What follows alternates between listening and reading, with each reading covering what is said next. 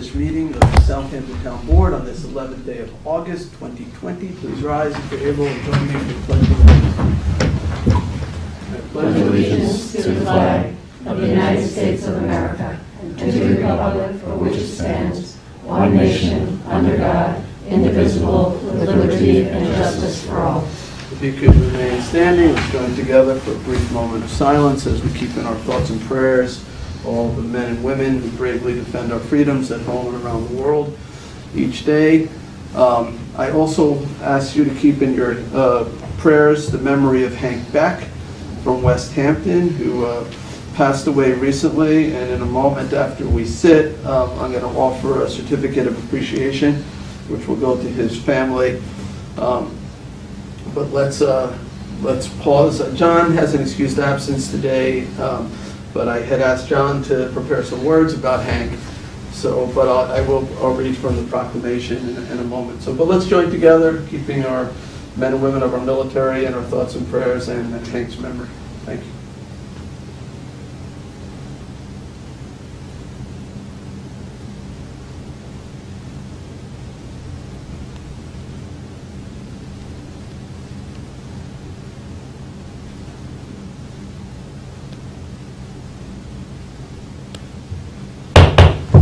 Please be seated. Madam Clerk, would you call the roll?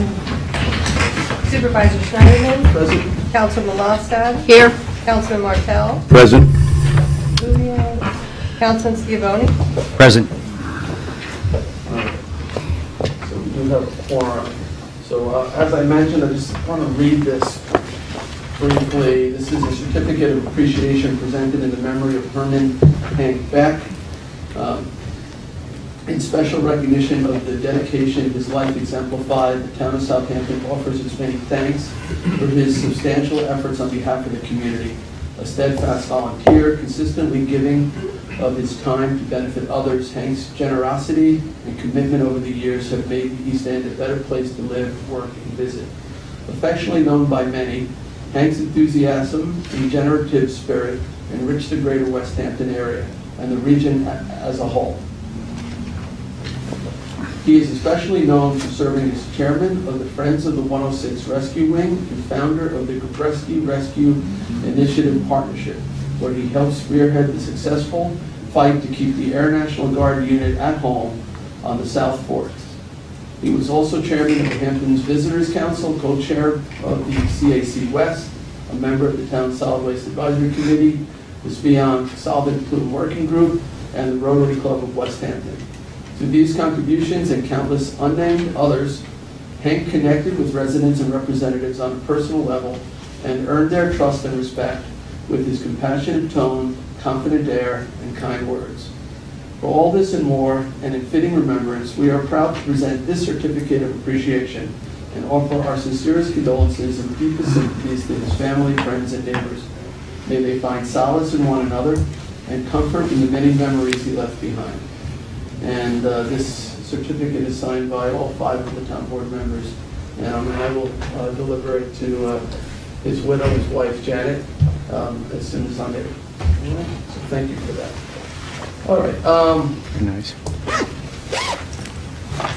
So the first order of business would be the approval of the minutes. I'll make a motion to approve the minutes of the July 28th, 2020 meeting. Second. Seconded by Councilman Schiavone. All in favor? Aye. Aye. Aye, okay, that's approved. Before we do communications, Brian Murphy normally would do some updates. He's not able to be here today. John Rankin is here.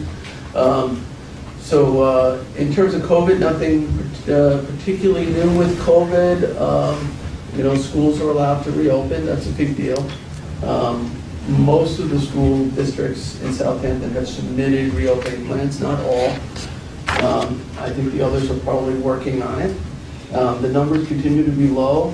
Last time I talked with the hospital, Southampton Hospital, there were no COVID patients. I think the same was true with Conic Bay.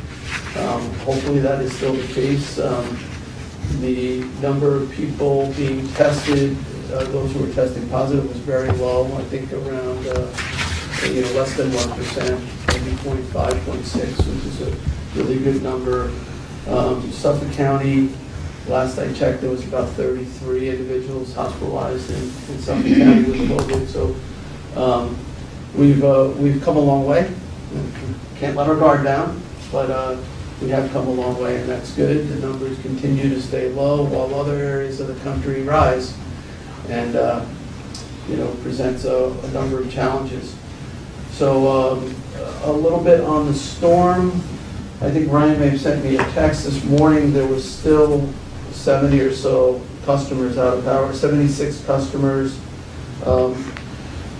He does have a Hamlet breakdown now. I don't think he's texted me.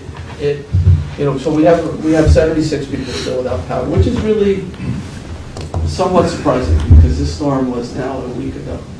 And PSEG was overwhelmed.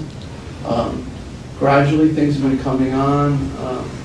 We got, as I know you called me the other day about Oakland's, our commercial dock had no power up until about 2 days ago. We had elderly people, in some cases with no water because they have private wells. That was a particular challenge. So I've been very busy as I've become, aware of these situations becoming more complicated. Been trying to get PSEG there. So if I can get these last remaining locations, I'll try to put some additional pressure on. It is too long. It is too long to go without power. One day is tough, but certainly with this heat, to go a week, and certainly if you don't have, if you're not on public water and you're depending upon an electrified well, it's really complicated. So we'll do our best to get everybody, to keep the pressure on PSEG to get everybody on.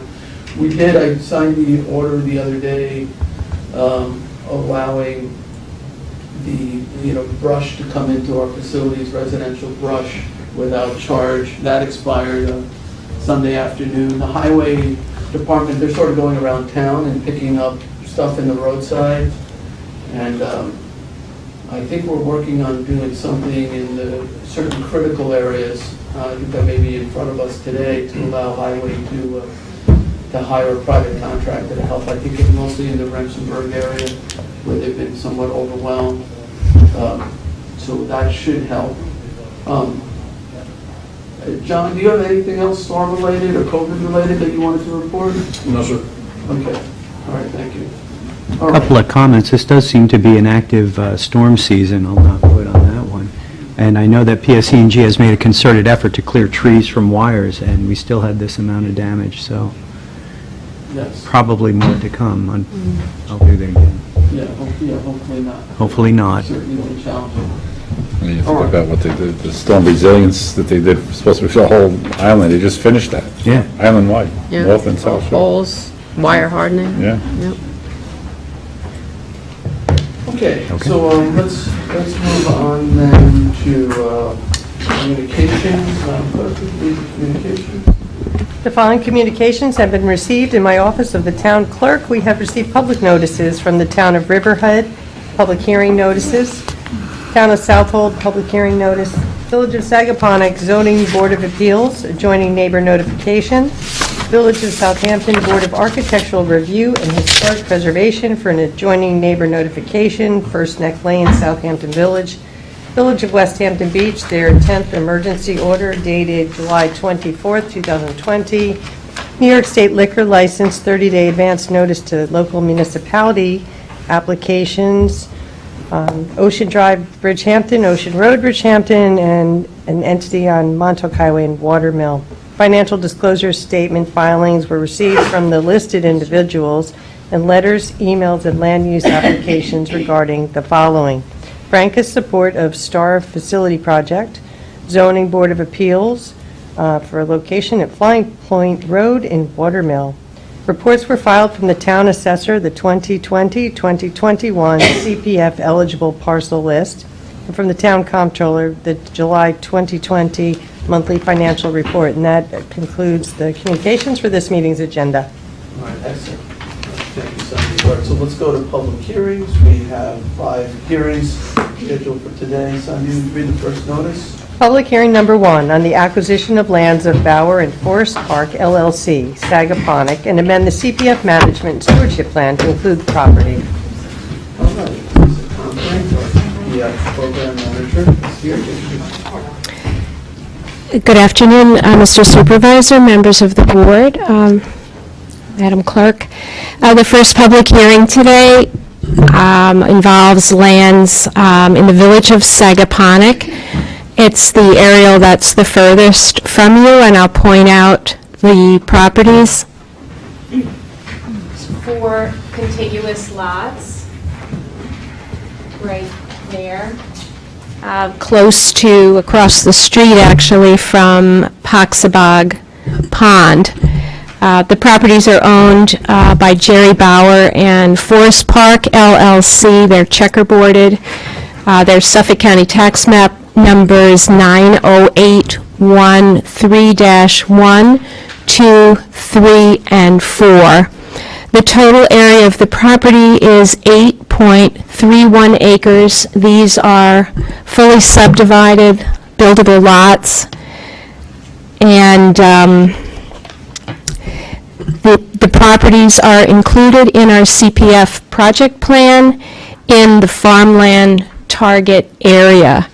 And the properties have been maintained as agriculture. They're plowed regularly over the last, most recently, by one of our local farmers and kept in a very good condition for agriculture. The properties are also across Poxabog Lane from properties that are owned by Suffolk County. That's the property that's slightly to the northeast, and then another piece that the town owns, and I'll point those out. Here's the pond, and then this is a Suffolk County parcel, and this is a town of Southampton parcel. I did receive a copy of a letter in support today from Lee Foster regarding her support for the town's purchase of the properties. The properties are zoned CR 200, and the purchase price for all 4 lots is $8 million. All right, any questions? So we'd be buying fee in this case? That is correct. We would be buying fee title with the idea that the lands would remain in agricultural use. The town could enter into a license agreement with a local farmer, or could partner with another farming with another of our conservation organizations, such as Peconic Land Trust, to manage those properties. How this is farmed. So if we want to make this organic, if we want to limit the amount of pesticides, or even, how it's fertilized, because this is very close to Poxabog Pond.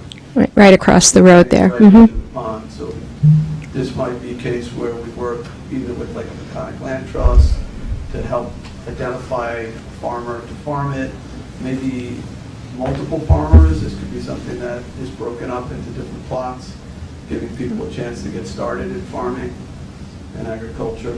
I did have a conversation about another piece, the Hildreth piece, that is not far from here that we purchased. Right, we are the owner of that piece also, yes. We never put a farmer on that piece, even though we own it outright. But a thought sort of emerged. That piece is fairly wet, and it adjoins Correct. the property.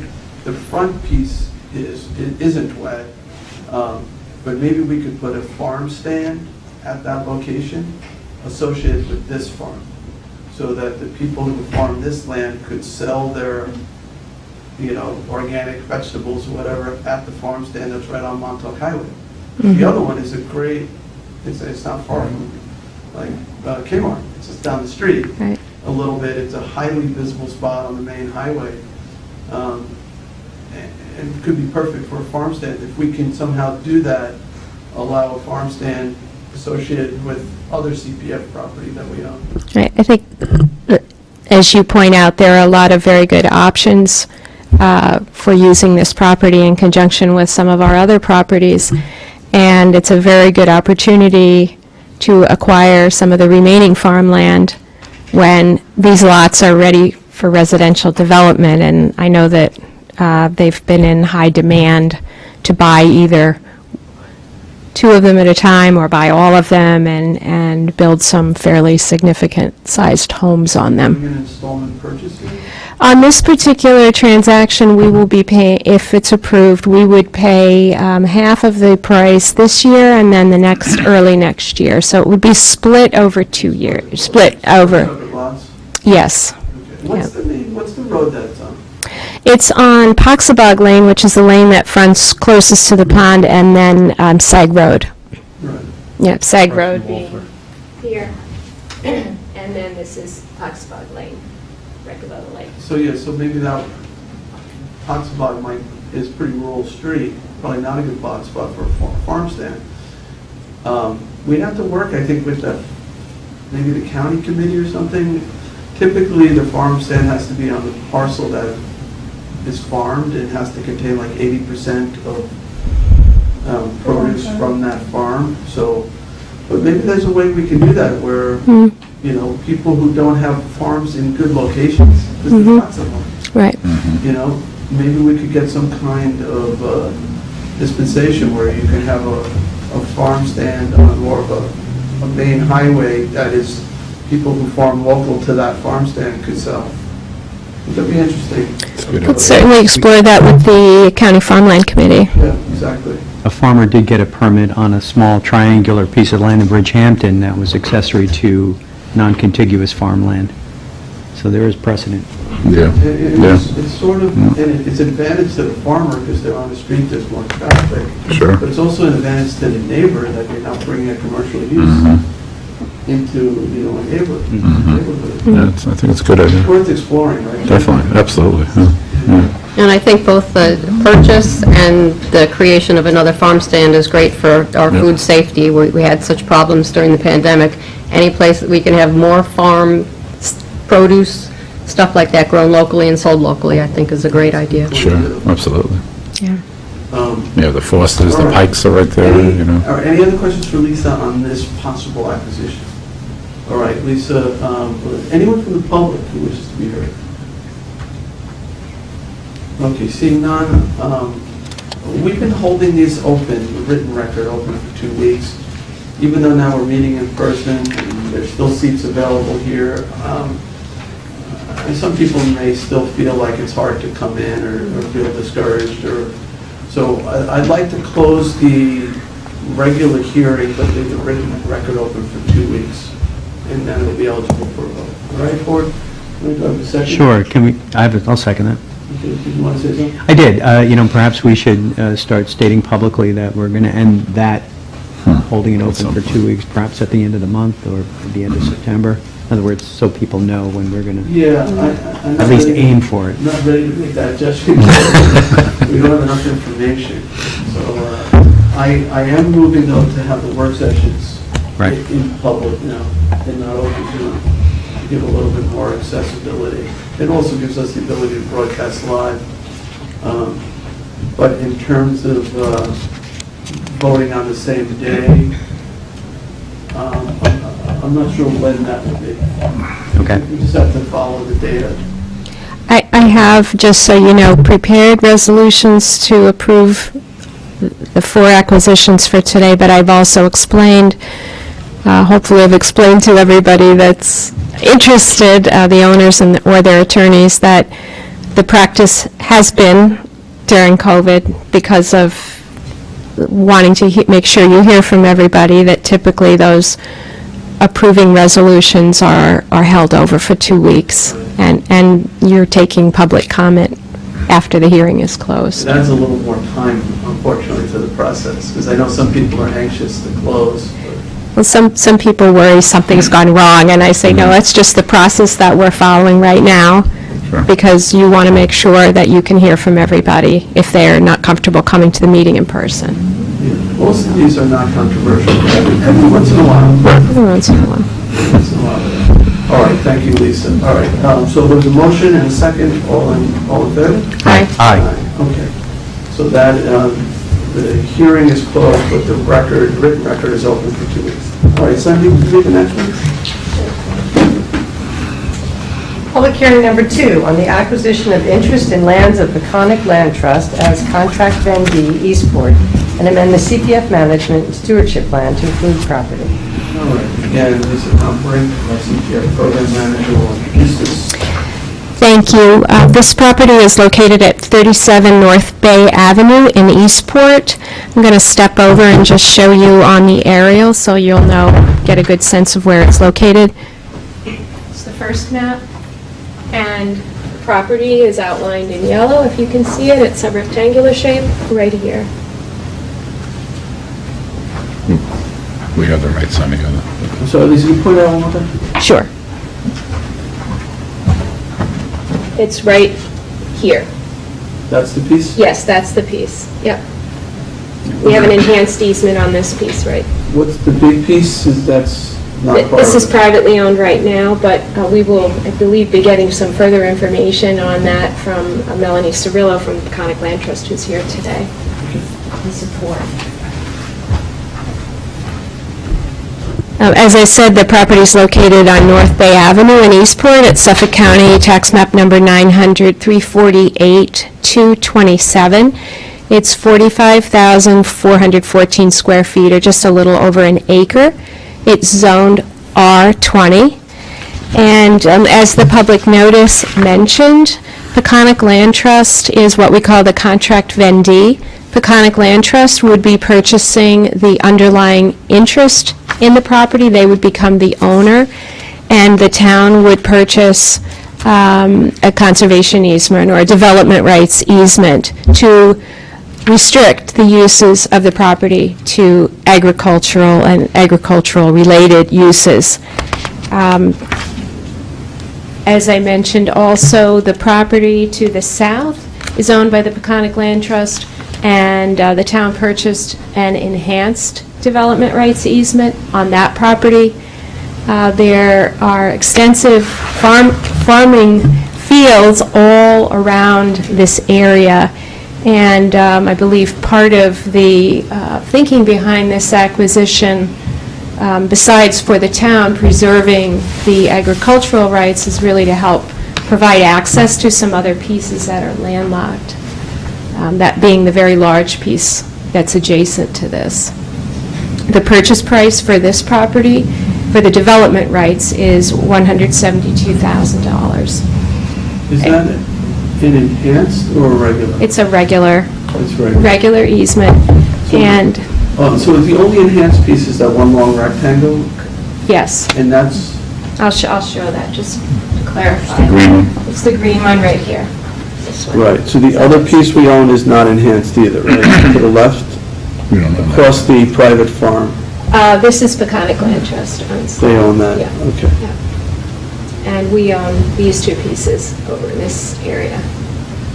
Okay. And the long piece, Peconic Land Trust doesn't own, we own that, the fee? Or did you say Peconic Land? Peconic Land Trust owns the one that's in green, and then the very long one that's the brownish color, that is privately owned right now. And I think Melanie Cirillo will clarify the use of these parcels as an assemblage of farmland in this area. Did you say the one that we own the enhanced rights, that Peconic Land Peconic Trust? Land Trust is the Okay. underlying owner of that, yes. Okay. Any other questions? All right, thank you, Lisa. All right, is there anyone else who wishes to be heard? Melanie? All right, come on down.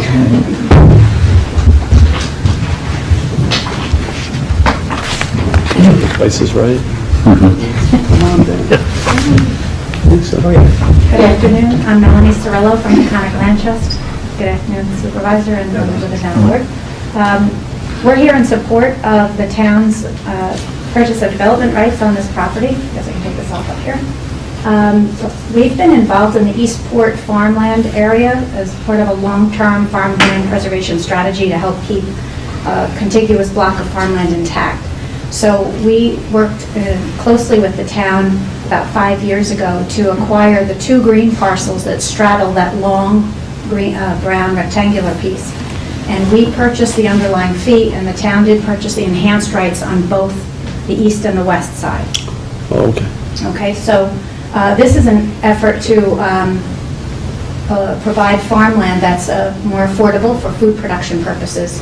And the gentleman who owns the farm in the middle is Franklin Rayner. So he's got that farmland in Timothy Hay right now, and we ultimately would like to protect that property as well and sort of put this farm back together. So what we've all seen over the years is that farms have gotten subdivided up, and we certainly don't want to see development go in right in the middle of this farmland area when this is good farmland. So when this opportunity came along and this residential lot came available for sale, it really is ideal to help put this farm back together and have some road frontage.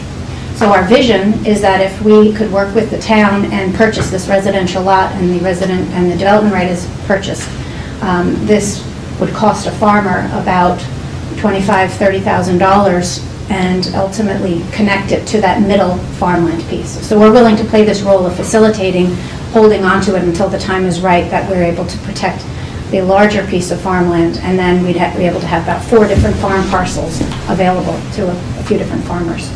And in fact, we've just learned that the parcel immediately to the north, it's another residential lot, it's also just come back on the market. Just going to ask what. So we're making an offer to purchase that because we previously spoke with you, the town, about helping us protect that as well. So that would be a nice segue into having road frontage for farming that interior farmland. Right, thank you. Is that the Rayner family also? Those Yes, it's a relative. Lisa, can I ask you a question? Yes. Melanie, you can be seated or step aside for a second.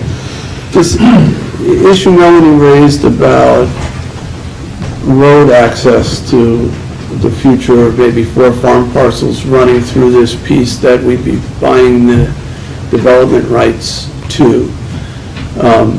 Does our acquisition of development rights hamper the ability to have a road there, or should we, if there's an access road, should that be carved out? Well, there's a couple different ways to handle that. One way is to just have an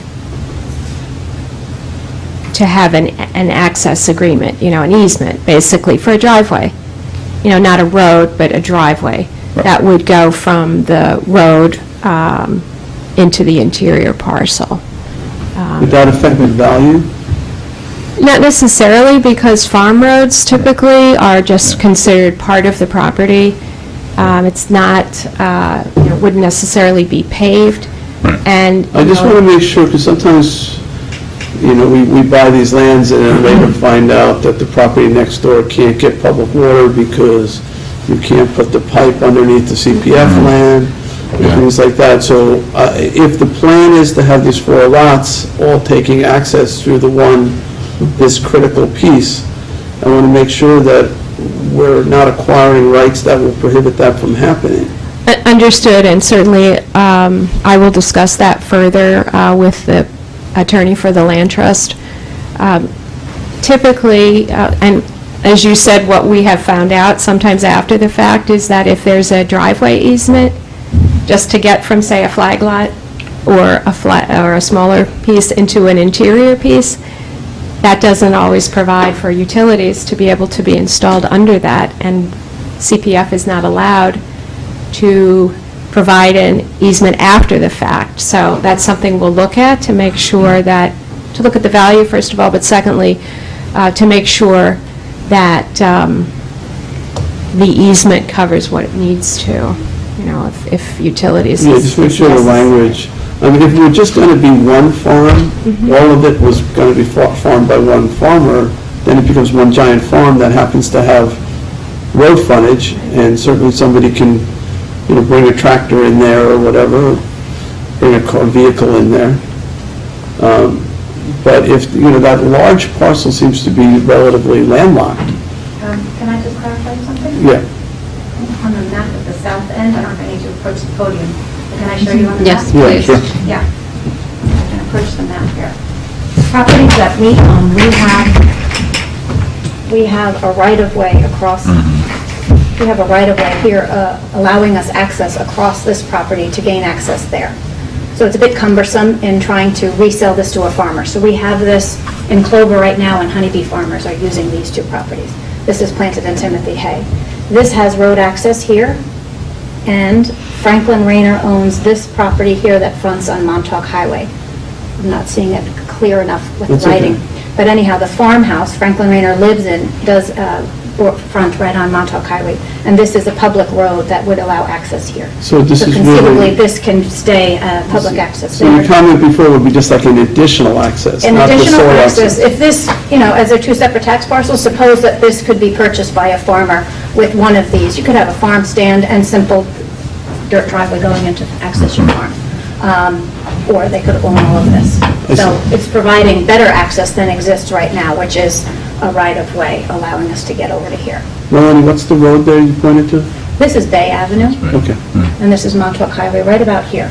okay. Yeah. But the supervisor's point is well taken, and the idea that we should be reserving access for underground utilities as needed, especially for water there. Obviously, they need that's irrigation. That's a good point, that Yeah. you can discuss that. Yeah. Right, thank you. Thank Yeah, you. Thank you for bringing that up.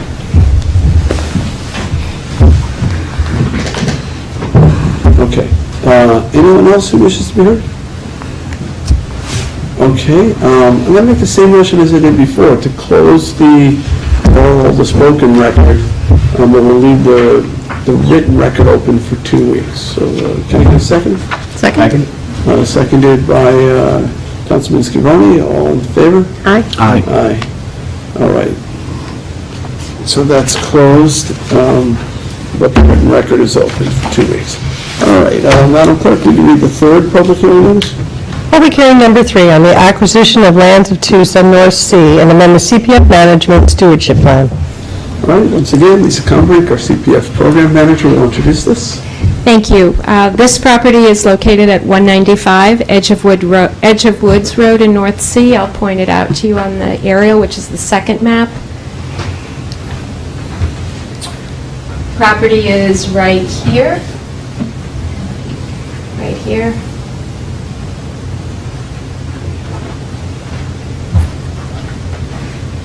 This property is Suffolk County Tax Map number 999-28.3. It's 5 acres in size, 217,000 square feet, a little over 217,000 square feet.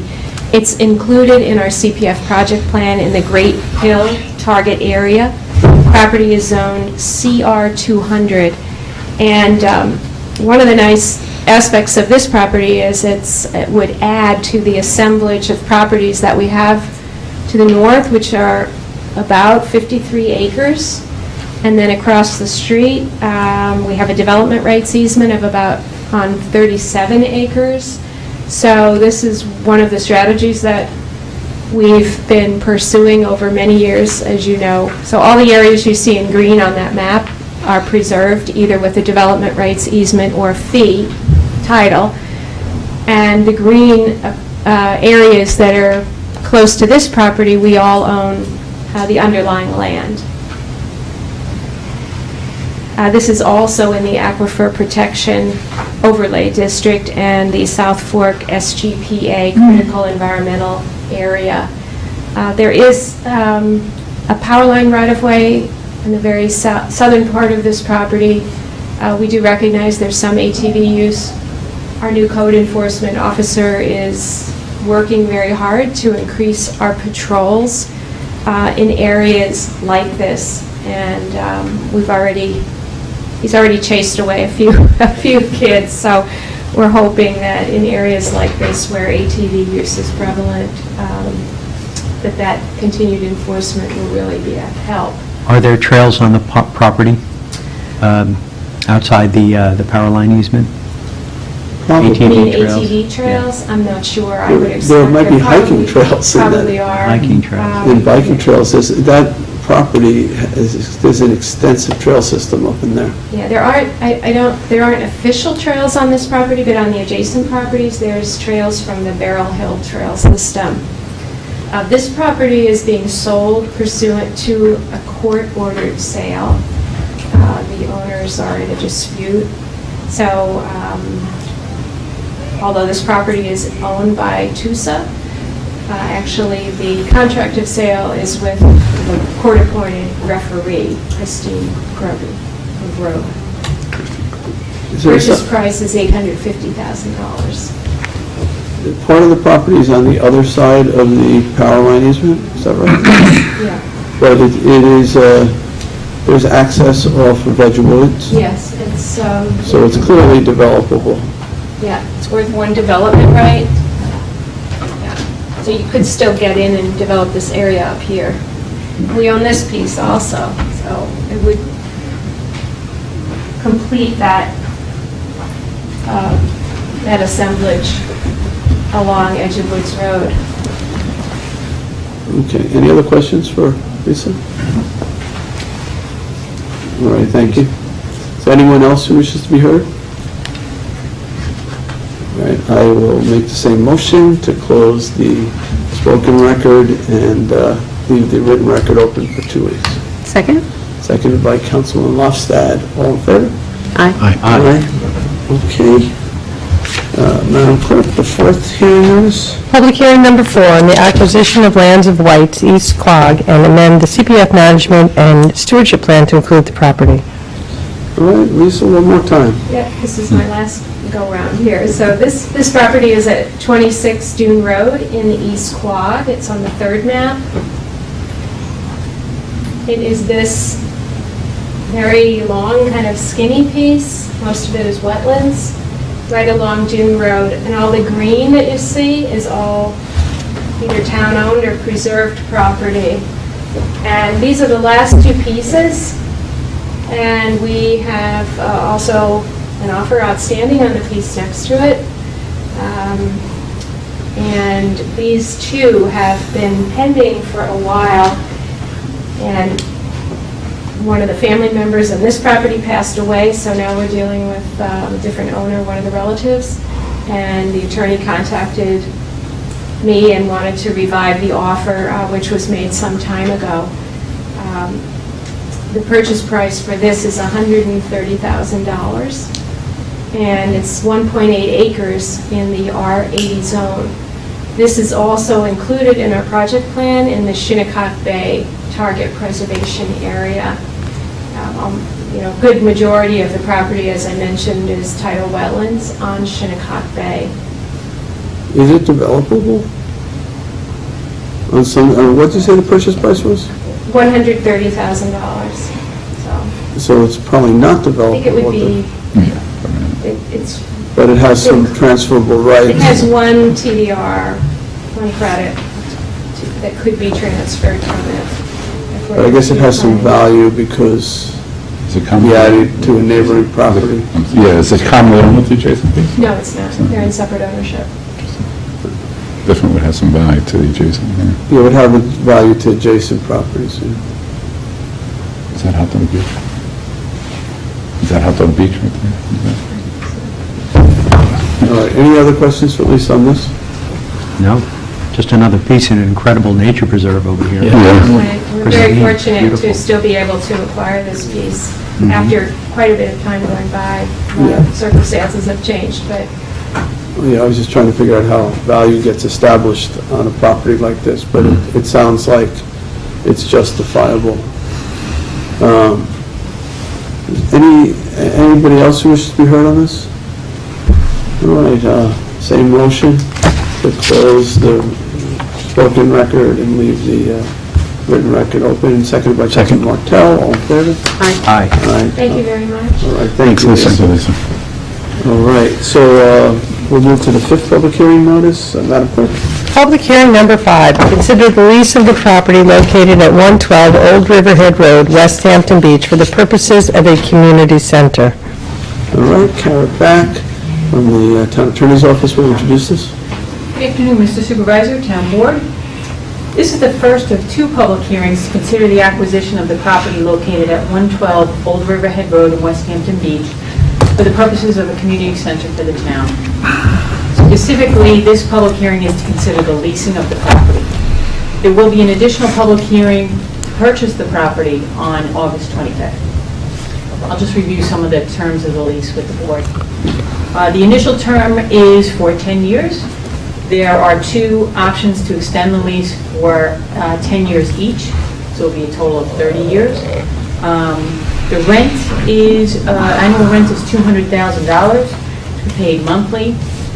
Rent will be increased by 2% annually. The town will pay the taxes, they're approximately $16,000 annually, and utilities as additional rent. The town has an option to purchase under this lease at a purchase price of $4,065,000, which will be adjusted annually by the Consumer Price Index. Any questions? As we mentioned, The price for the purchase gets escalated by CPI, is that what you said? Yeah, and there is a bottom and a top on that, so the CPI, as long as it's not less than 1.5% or nor more than 3.5%. Okay, and the lease renewals, the 10 plus 10 plus 10, those are automatic, or do we have the affirmative right to extend the lease? Yes, They can't deny it? right. Is that our option? Okay, and this building is located on what, County Road 31. 31? Yeah, Same road as the airport. correct. It's just south of the airport. And it's formerly, it was a car dealership, right? Right. It's been sitting there vacant for Restaurant. a very long time. It was a restaurant at one point. I think the Upstairs. lower portion was the car dealership, the upper portion was a restaurant. Okay, and the proposed use is as a community center, senior nutrition program, and also youth programs, community programs, and things like that. The building is bigger than the town's needs at this point, That's right. so there's some additional proposed potential uses. Yep, that's That correct. we could then take some of the space, and there's no prohibition on subletting, Yeah, I right? was just going to say that, so the town does have the right to sublet, and at our option. Okay. All right, thank you.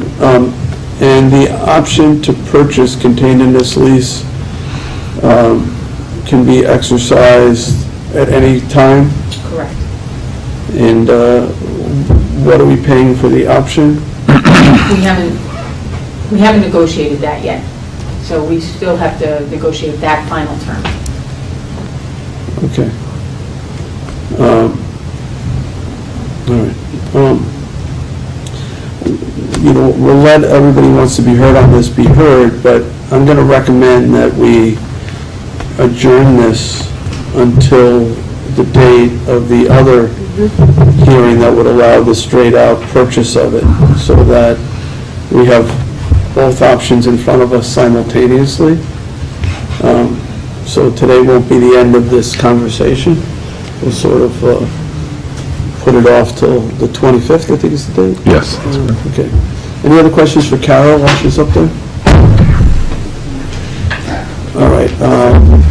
Is there anyone else who wishes to be heard? Diana, since you're here, did you want to say anything? Can I ask you a couple questions? I'll probably bring you back when we talk about the purchase option, but you're in charge of the senior program. Yes, and services as well. Is there a need in that West Hampton area for such similar, so I know we have programs in Bridgehampton, in And Flanders. There really is and Hampton nothing Bays. west, and I know the town has looked at several options over the last years to be able to provide some of the services that people on the eastern and east of the canal have.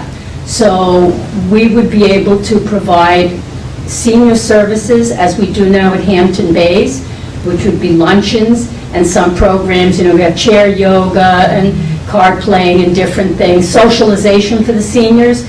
And last year, we attempted a program at the West Hampton Beach Library, and in limited space that they had, we did have lunch 2 or 3 times a week, and they were very well attended. If we would have had more room, we would have been able to service more seniors. So we know that there is a need west of the canal from Eastport right through to West Hampton and East Quad that will use that.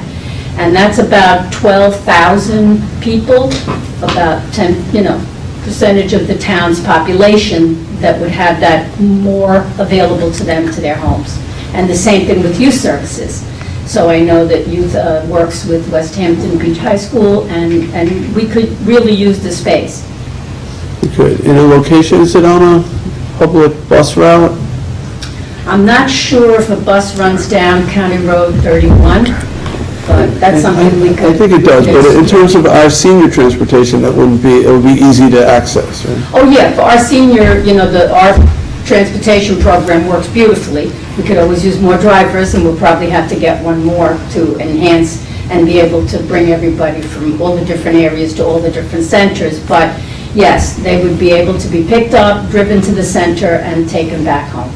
I think the county bus does run from Gabreski into West Hampton. It may, because you have the new, The main the north, new south commercial You area cut certain there. lines, so I don't know Yeah. what's still operating and what's not, and COVID sort of changed everything. Yeah, so we'll explore all those options, but there is a need, and obviously, when we tested the luncheons at the library, they were very popular. We couldn't do more than just lunch, like have any programs there, because it was limited space. Sure. But it was a good test run, and Liz can tell you, I think the seniors were very happy to be able to have something close by. Okay. Two of your division heads are here, so Yes, do you yes. want, I see Liz is here and Nancy's here Nancy from you. Lynott and Liz Dwyer from seniors. Do you So wanna- if you want to hear from them, Oh, sure. We might bring you back though in 2 weeks, but that's okay. who wants to go first, so you don't crowd each other? Nancy, why don't you go first? I'll go first, okay.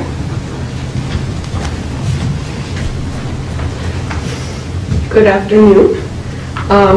So as Diana mentioned, the pursuit of space in the West Hampton Beach area has been ongoing for many years, quite a few years.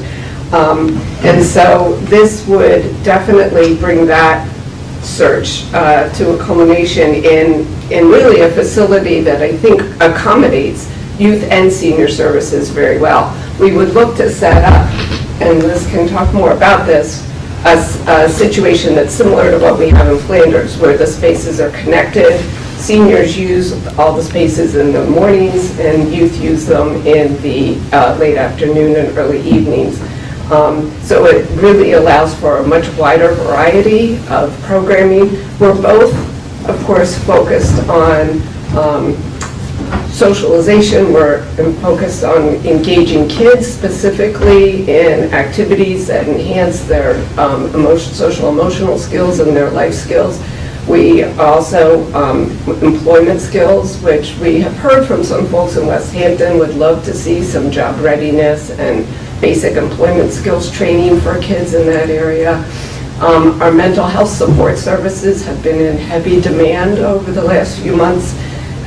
We do not have physical locations that are necessarily very accessible to many of the young people in Southampton town because there is not terrific bus service, and we don't have the ability to transport kids and families for mental health support kinds of services. So having things in close proximity or closer proximity is very valuable. So that's what we'd be looking, I mean, we'd offer our whole range of services, but we really would be looking to focus on, those kinds of activities that, that we can do in a center base that we have been unable to offer young people in that part of the township before. And of course, we would also offer some just safe and drug-free recreational and social activities, which there is no facility in that area other than the school does provide some services. Does provide some kind of programming in that area, but it certainly would benefit from additional space and enhancements. All right, thank you. Any questions for Nancy? All right, thank you, Nancy. Thanks, Nancy. And we'll trade Nancy for Liz.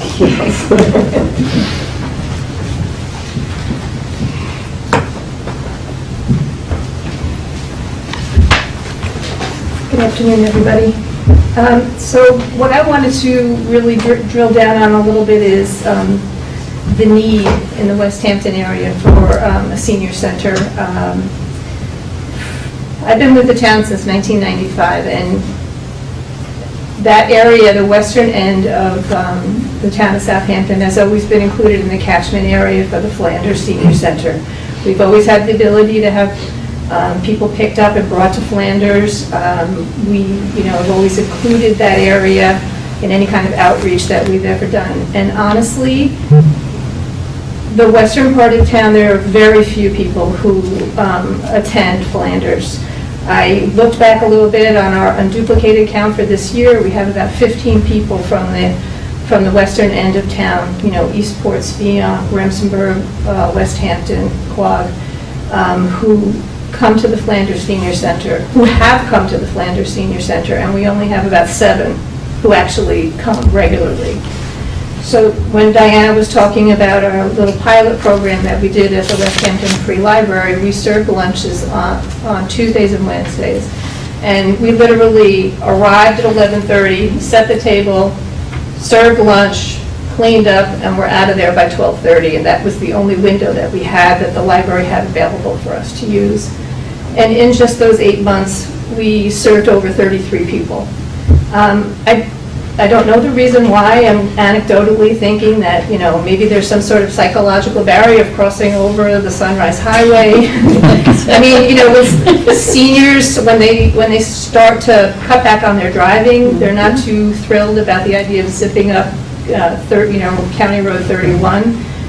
But the fact remains that though we've offered the service for many years, they just never have taken advantage of it. And I think that our little library program really shows that, even just a, quick lunch and we're out of there, they welcomed it. So I definitely think there's a lot of potential for people to attend a senior center there.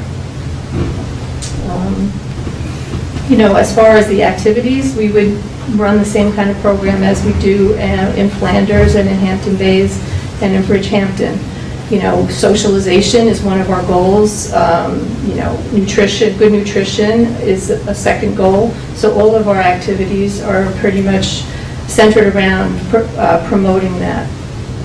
So we do have a proven track record. We just really, I think, need to get a little closer to the western end of town. Thank you. Any questions for Liz? So you anticipate that the program there would certainly grow? Absolutely. Probably to the size of Hampton Bays or somewhere near? Hampton Bays is big. Hard to tell. I'm not sure that big, but certainly it would rival Flanders and it probably exceed it. Good. But definitely worthwhile. I think the numbers speak for themselves. Yeah. I thought we saw during the ASAP program that there were a lot of seniors that took advantage of it, that we probably didn't even know were there, and they're certainly, if they weren't capable to go to the grocery store, at the beginning of the pandemic, they're not going to cross Sunrise Highway, they're not going to go to Flanders or Hampton Bays, so there's a tremendous need. Absolutely. Can I ask you, I don't want to really go too far afield, since we're in the middle of a public hearing on an acquisition, but I know COVID has really changed everything that you do there, and seniors are the most vulnerable. We shut down the senior centers back in, I want to say March. March 13th was the last day we were open. And you have gone into the food delivery business, basically. You already were delivering some prior to that to those that were homebound, but how many meals are you delivering a day? So, yes. Right now, we're doing between 450 and 500 a day. 500 meals a day? Normally, we deliver, to our traditional home delivered meals clients about 300, and then the rest of the meals were served in the centers. But now we are only delivering. So when we closed our doors on March 13th, we picked up about 125 the first day because we were no longer transporting people. And then we found that we got about 75 to 80 people that we had never serviced before. Like you were talking about, people that never used our services. But were afraid to leave their homes, and also were having difficulty. If you remember, in the beginning, there was no food in the supermarkets. So we quickly shot up to 500, and now we're fluctuating between 450 and 500. Can I just say thank you? Absolutely, I'll pass it along to the crew. Yeah, really, come on. Thank you. The staff will be happy to hear that. Thank you very much. Thank you, Liz. That's great. At some point, we'll be past COVID, and we'll see these centers thrive again, and hopefully we'll have a new one in the West Hampton area. Okay, so is there anyone else who wishes to be heard on this? All right, seeing that, I do want to hold this open, so I'd like to adjourn it to the 25th of August. So I'll make that motion. Second? Seconded by Councilman Lofstad. All in favor? Aye. Aye. One other thing I'll say is too that this is something that John has been working very hard on. It's hard to even have this hearing without John here, because this has been his baby. He's been really working very hard to try to come up with a way to serve an unmet need in that West Hampton area. So hopefully John on the 25th will be able to participate. All right, so that's the last public hearing. We'll go to public portion. Anybody wishes to be heard in public portion? I do. Sunday? Yes. I just wanted to make an announcement that we will be opening the Hampton Bays Annex to the public for issuance of permits and such. Hunting season has begun. We don't want the people west of the canal to have to travel in traffic to Southampton in order to get their permits, and want to let them know that on Tuesday and Thursday of next week, we will be reopening for that service. The senior center itself is not open to the public, but our office is at the front of the community center, so it's easily accessed, and we just want everyone to know that they don't need to travel to Southampton in order to acquire their permits. And that's just Tuesdays and Thursdays starting We've next week? always only been open Tuesday and Thursday, just to meet the needs. Doesn't really warrant being open too many more days, but also handicap parking permits and marriage licenses and things of those natures. That's great. And also normal COVID requirements. Yes, masks are required. Okay. All right. Anyone else who wishes to be heard in public portion? All right. We'll go to our agenda. I don't mind taking some things out of order to let some of you go. Are you here for particular resolutions? Diana? No? So you guys can go. John, are you here? Are you part of the first one? Are you here for any other than? There's one other one. I mean, if you want to take it as it's labeled. So the first one is fire marshal related. What's the other one? The other one is also fire marshal, it's reporting Domkowski to go to school. Which resolution is that? I don't know what the number is. All right, let's take the first one. It's in order. So resolution 625 of 2020 appoints the senior office assistant position in public safety. This is the one we had tabled a couple times.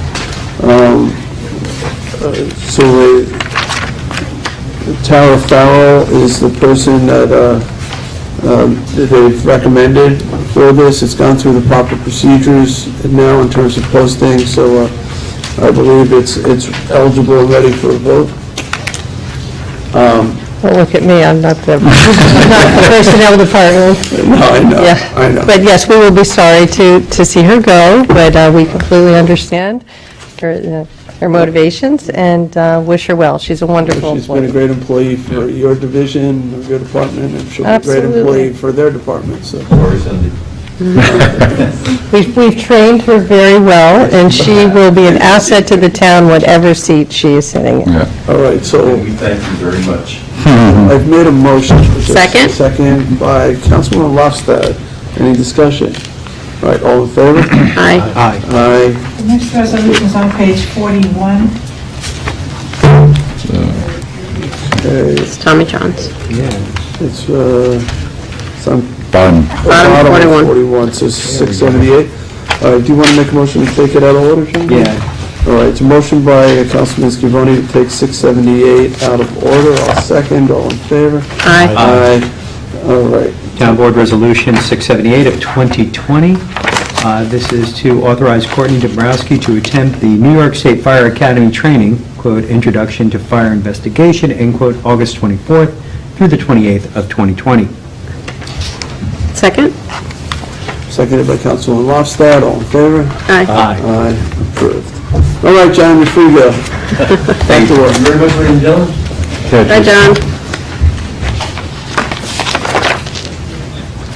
All right, so back to now page 4, Resolution 651 of 2020, authorize acquisition of lands of O'Sullivan, Eichenbaum, Hampton Bays, and amends the CPF management and stewardship plan to include the property. And this, the record is now closed. Did we receive anything on this, any opposition? Not that I'm aware of. Second it? So, seconded by Councilman Scavone. Trying to remember this one. It's 1.1 acres Shinnecock on Hill. Old Canoe Place Road in Hampton Bays for $295,000. All right, any discussion? All in favor? Aye. Aye. Aye, approved. All right, 652 of 2020, authorize acquisition of lands of Yoon in Hampton Bays, amending the CPF management and stewardship plan to include this property. This is a $350,000 acquisition. It's small, 0.17 acres, but it is on Dune Road in Hampton Bays. So, on the water there. All right, is there a second? Second. Second by Councilman Martell. All in favor? Aye. Aye, approved. Sure, take care, Lisa. All right, Want me to read this? would you read for John? Sure. Town Board Resolution 2020-658, co-sponsored by Councilman Bouvier, Councilman Martell, and myself, authorize purchase and installation of playground at Foster Avenue Park from Landscape Structures, Inc. Second. Seconded by Councilman Martell. Before we vote on the motion first, I'd also like to co-sponsor this. And I don't know, Tommy John, do you? Yes, I would. I think that the whole board is really happy to play a part Playgrounds? in the rebuilding of the playground. It was really a tragedy. I'm assuming it was an accident, who knows, but, you know, to have that hit while we were already in a pandemic, and then it is, you know, like there couldn't have been more bad news. There was more bad news. This playground that I know Councilman Lofstad, you had worked so hard to bring to life. This is how we met. You came to my office when I was legislator, looking Begging for money? begging for money and, you know, and support. And you got it done. You got it done. It was a lot of bake sales, a lot of fundraisers, a lot of hard effort. The community really came together. And, you know, we could have said, go back to the drawing board, and go out there and raise the money or meet us halfway. But I think we made a commitment to put it back. And I think first we hoped that the insurance company would put it back, but it was not. We were not able to get the money for it. I just think, you know, this is what we're here for, right? We're here for the community. We ran for office to do good things, and this was a tragedy that we can fix. The money was available through Parks funds that were allocated, that weren't going to be spent on other projects this year anyway. So it's a sad story, but it's also a happy story of the community coming together. You as starting out as a advocate in your community and then becoming a councilwoman and basically playing a critical role twice in making this playground happen. Well, me and Hampton Bays Mothers Association and the fire department and all the businesses in Hampton Bays and the community and the town board at the then and the town board now and all our kids that were 3 then are 20 now. So yes, thank you to everybody, and I'm very, very excited. Well, that's humble of you to say that, but yeah, it was a community effort, but led by you. Thank you. So, anybody else on this? It serves a lot of children in the area of Foster Avenue. There's a lot of families there. Very so popular park, This yes. is certainly... And can I ask, is it getting better? I think it's going to be better, although I don't know how it could be better, but it's going to be better. So it's not just exactly the same No. playground, we're getting a brand new... Yes, well, it's been, 17 years, Getting basically. updated and- Yes. Yeah, Yeah, the ADA compliance now has Yep. been upgraded, so it's going to be a much better Yep. playground. that's great. All right, well, I'll congratulate you in 2 seconds. All in favor? Aye. Congratulations. Yes, I will. Thank you, everybody. All right, let's go on to the next resolution, 659, co-sponsored with Councilman Schiavone, authorizing the purchase of two 2020 Chevy Impalas from New York State OGS contract with Eagle Auto Mall, Inc. Second. Second, I see they fixed the 2020. Good. Any discussion? All in favor? Aye. Aye. Approved. All right, 660 of 2020 authorizes supervisor to sign a contract with EJ Ward, Inc. Service for the purchase of fuel management parts and service using the Suffolk County contract. Second. Second by Councilman Martell, all in favor? Aye. Aye, approved. Town Board Resolution 661 of 2020 authorizes supervisor to sign agreements with Cablevision Lightpath for various town locations. Is there a second? Second? Seconded by Councilwoman Lofstad, all in favor? Aye. Aye. Aye, approved. I'll read this one as well. Town Board Resolution 2020-662, co-sponsored with Councilman Bouvier and myself, authorizes supervisor to sign community development block grant COVID funds project description forms. Second. Seconded by Councilman Schiavone, all in favor? Aye. Aye, approved. Town Board Resolution 663 of 2020, authorize supervisor to sign contract extensions for highway signs, posts, and appurtenances with Osborne Associates Incorporated and American Traffic Safety Materials, Inc. Second. Seconded by Councilman Schiavone, all in favor? Aye. Aye, approved. 664, authorizes the extension of a right of entry agreement with PSEG for the planning of the Hampton to Buell Underground Cable Project. Second. Seconded by Councilman Schiavone, all in favor? Aye. Aye, I'm going to approved. abstain.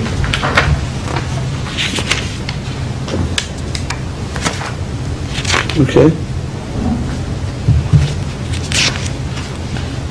This is not the Cliff Drive one. Correct. Okay.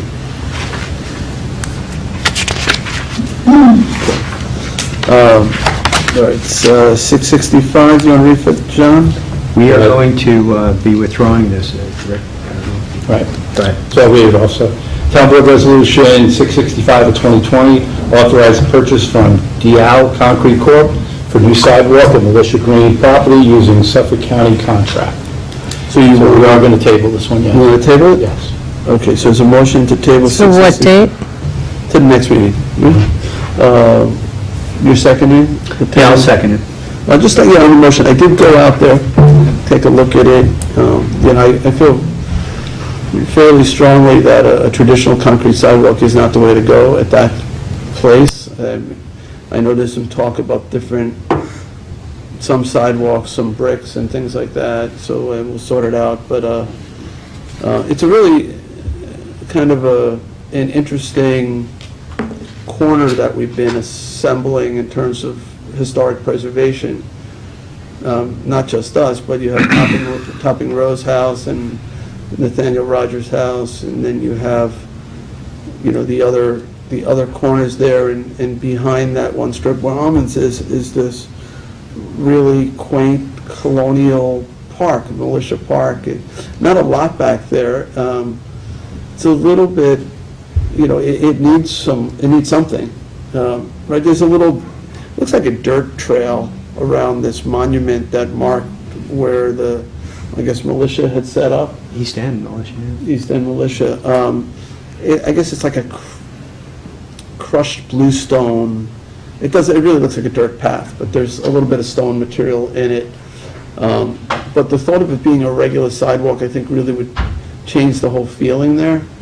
My hope would be like kind of just a little brick walkway around it. Maybe an Eagle Scout could do something back in there or something, or some combination, but I'm glad we're sort of pausing on it and taking a more careful look at it, so that we don't do something that might be inappropriate.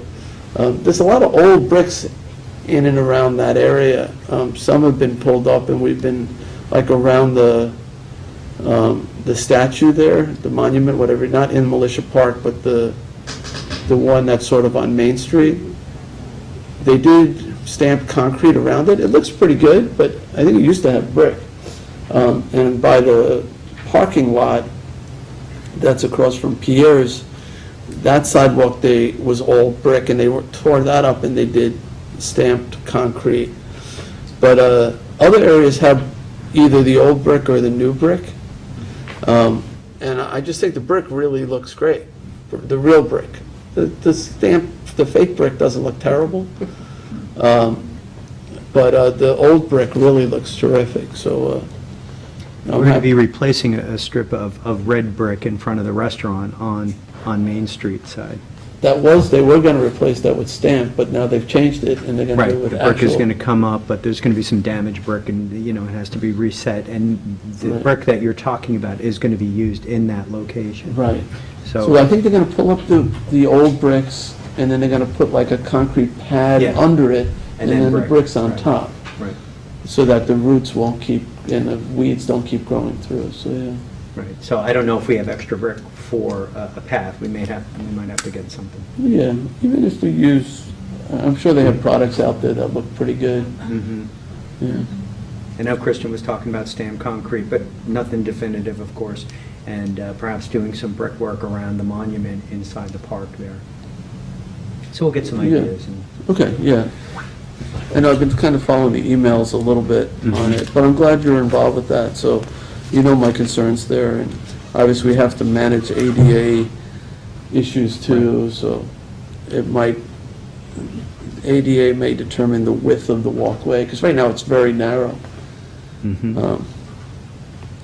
All right, so there's a motion to table in a second, all in favor? Aye. Aye.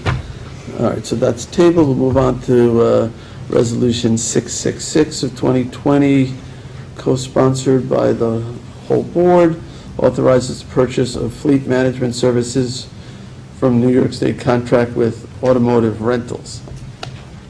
Second? Seconded by Councilman Lofstad. All in favor? Aye. Aye, approved. You want me to read for Sure. John? Okay. Town Board Resolution 2020-667, on behalf of Councilman Bouvier, authorize the supervisor to execute an intermunicipal agreement, IMA, with Town of Islip for a period of 3 months for the acceptance of the town's recyclable material. Second? Seconded by Councilman Scavone. All in favor? Aye. Aye. Aye, approved.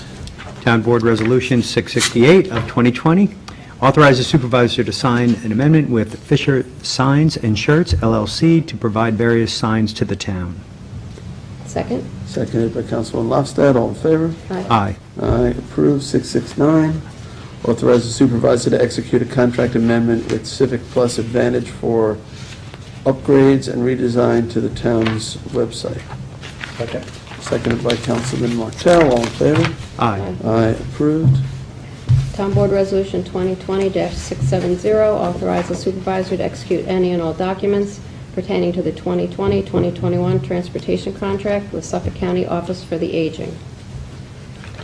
Second. Seconded by Councilman Scavone. All in favor? Aye. Aye, approved. 671, co-sponsored with Councilman Bouvier, awards and authorizes supervisor to sign contract for Riverside Community-Wide Brownfields Assessment Program, hazardous substances and petroleum waste with PW Grosser Consulting. Second. Seconded by Councilman Scavone. All in favor? Aye. Aye, approved. Town Board Resolution 672 of 2020. This is the 2020 notice to bidders for restoration of 10 Hawthorne Road in Shinnecock Hills. Second. Seconded by Councilman Martell. All in favor? Aye. Aye. Approved.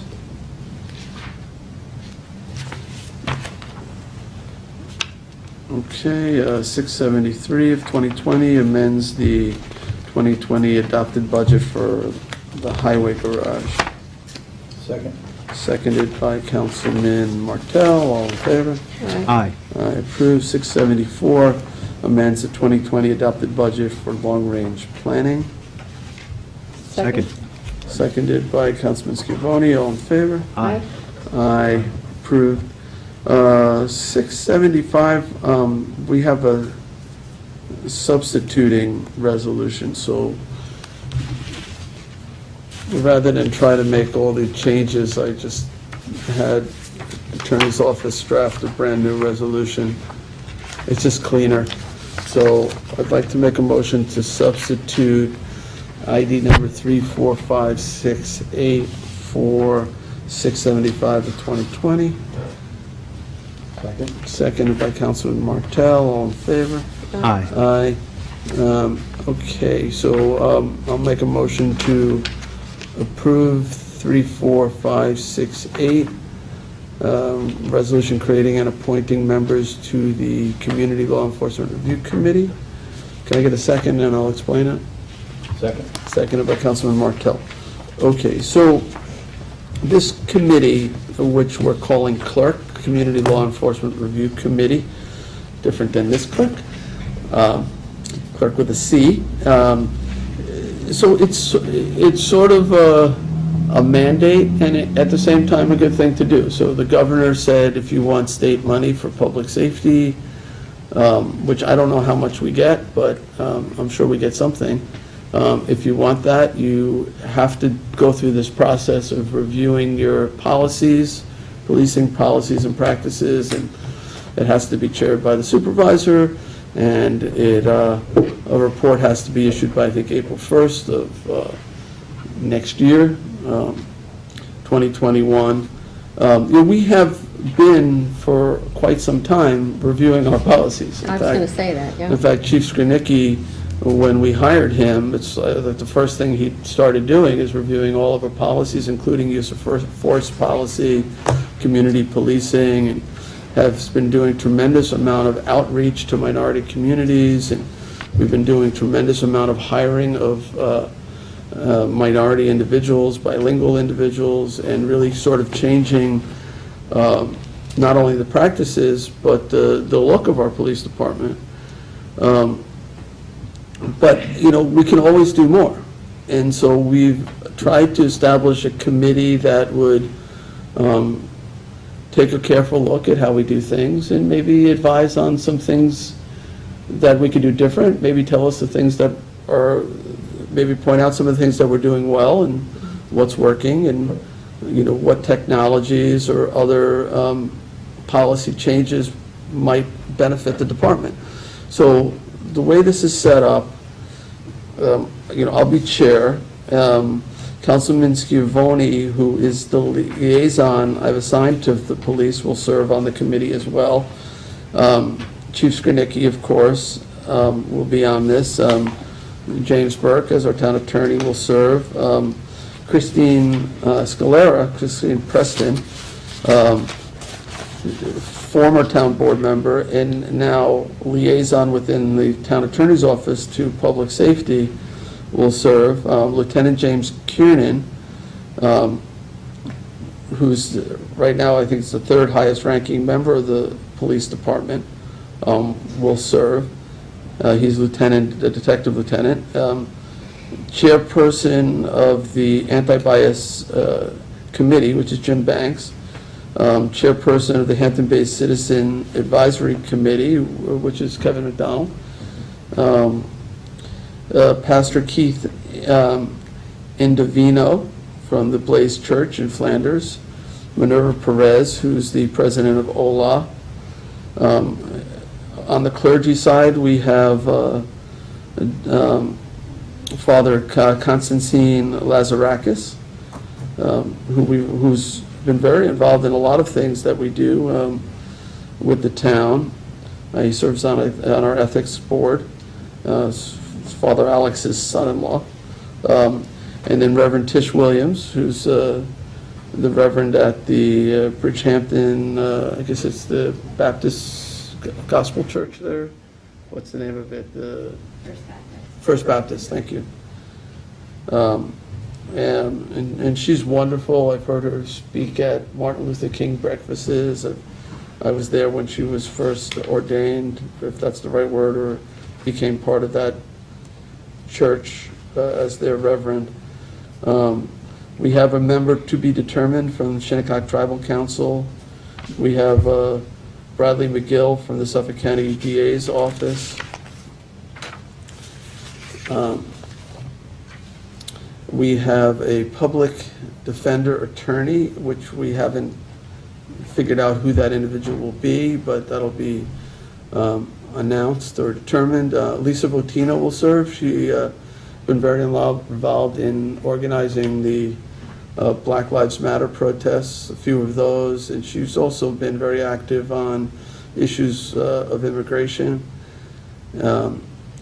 And also, it says member of the NAACP. I think we can leave it at that, but I'm asking the leadership at the NAACP to designate a person. So I'm a member of NAACP. Lots of people are members of the NAACP, but we want our local chapter, which I guess is the Eastern chapter, NAACP,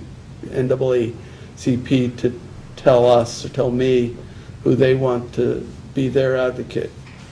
So even though it just says member, it's not just any member, it's designated member.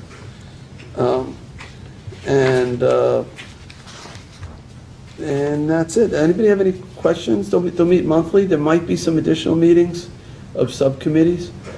And I'm really looking forward to this, meeting with these individuals and trying to gauge how they think we're doing so far and let us know how we can do things better. It'll be good to have an objective view in conjunction with the police department and the members of the town. Be a good committee. Keeping our community and our police officers safe. And the whole board is welcome to get involved. I have this open meetings issue where I would have to notice a town board meeting if 3 of us are participating at the same time. You probably could observe, but there may be times where there's subcommittees and things like that where I can get the 2 of you involved and John involved. But on the main committee, it'll be Councilman Skibon. All right. I'm probably going to get asked whether these meetings are open to the public, and I don't have an answer to that. I do want to foster as much open dialogue as possible. So, they may be closed meetings. Maybe you want to have something at the end where you present the findings. Well, I think I'm going to ask the committee to hold at least 2 public listening sessions where they can have like a town hall style meeting where anybody can come and speak. You want to work in community. It'd be too unwieldy to have it in public now. Is that you, Lisa? It is me. Mm-hmm. Oh, I didn't recognize you behind the mask. I'm over here hanging out in my mask. This is Lisa Botino. I just mentioned her a moment ago, who's been involved with all kinds of issues of human rights and human dignity, including the Black Lives Matter protests. So thank you. And task force of Southampton too for quite a while. With Yeah. my grandfather. Yes. Back in the days. And and thank you for working with Police Chief Skrnicki on coordinating certain things. I really appreciate that. Am I allowed to say something, sir? Sure. Or, I mean, I can say it from here if you guys need me to say No, I will, yeah. For recording. Yeah. Sometimes everybody. One of the reasons why I came today, I know this was gonna pass and everything, but I don't get to praise you guys a lot sometimes. And this is one of those times where the town has really taken a lead on this. This is something that some other municipalities are screaming and dragging their feet. They don't want to do this. And here in Suffolk, both, we're very proactive on it. And I also get to praise our town police. Chief Skornicki has been absolutely amazing to work with. I can't complain one bit. I mean, we obviously have differences of opinion on things, but we find that even though we come from two different places, we often end up in the same place.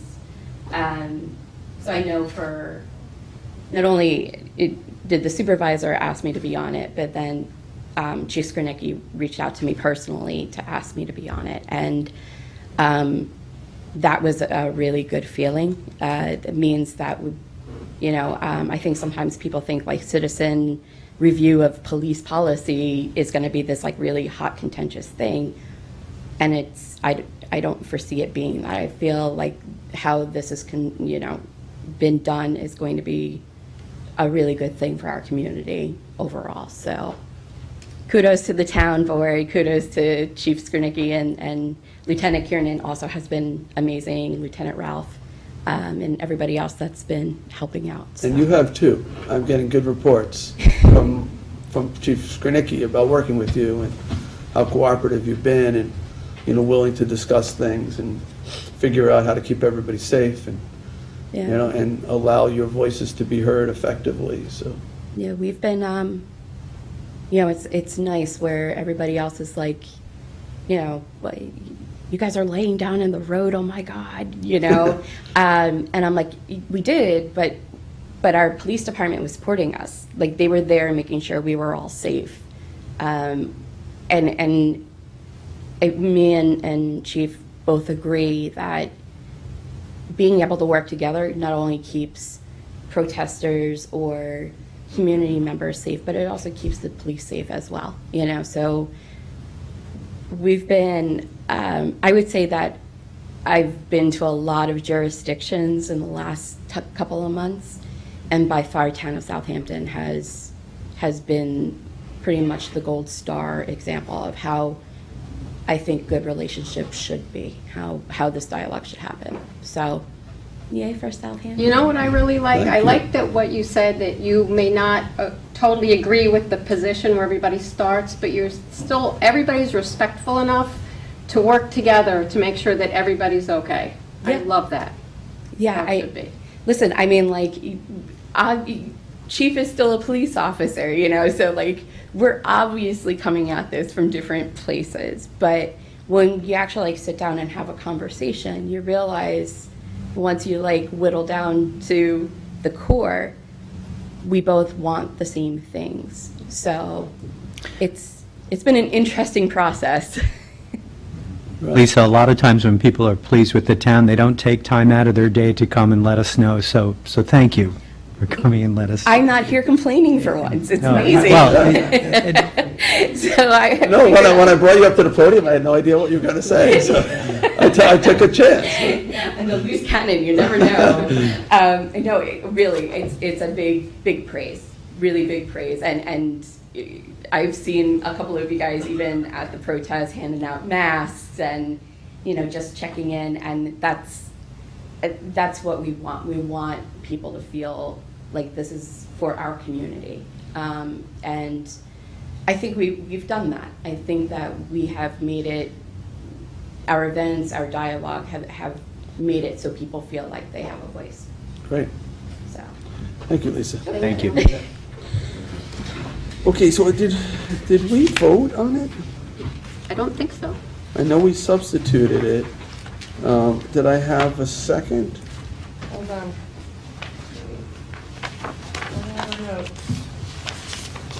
There we are. You have a second of Rick Martell. Okay, so I'll call the vote. All in favor? Aye. Aye. Aye. Okay. So that is approved. And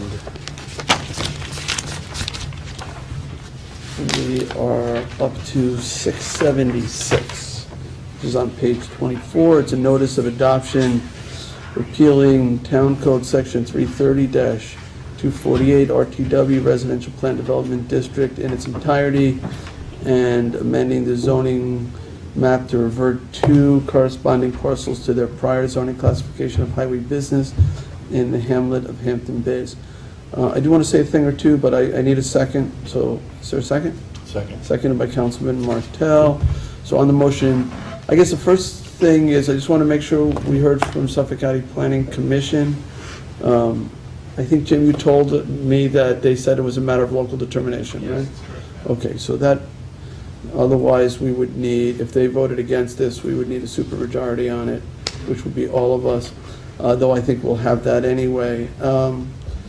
If this was a planned development district, we extended it several times at the owner's request. There were some questions, they hadn't really done any work, or whatever, they didn't, but we extended it, and now they're asking, I don't know if it's the same owner, new owner, to do away with it entirely and just go back to the zoning they had before the planned development district, which is highway business. And though there was some positive things about it, this particular PDD, there was some affordable units, a lot of, I think it was all senior units. I think it had a certain level of community support. We can't force them to develop it that way. And when you do these old PDDs, it becomes the only thing you can do.